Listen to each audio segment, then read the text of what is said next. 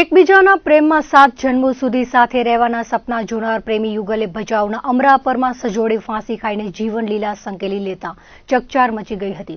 ભચાઉ તાલુકાના અમરાપર ગામની સીમમાં ગેડી ગામના પ્રેમી યુગલે સજોડે આત્મહત્યા કરી લીધી હોવાનો બનાવ ખડીર પોલીસ મથકે નોંધાયો હતો।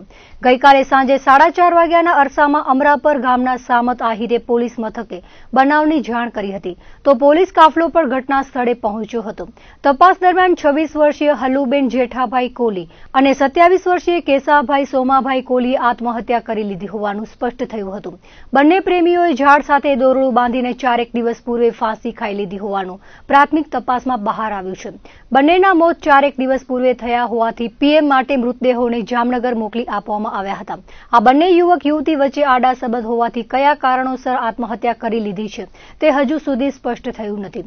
યુવતીના આડા સંબંધો બંને સજોડે આપઘાત કરી લેતા નાનકડા ગેડી ગામમાં અરેરાટી વ્યાપી ગઈ હતી।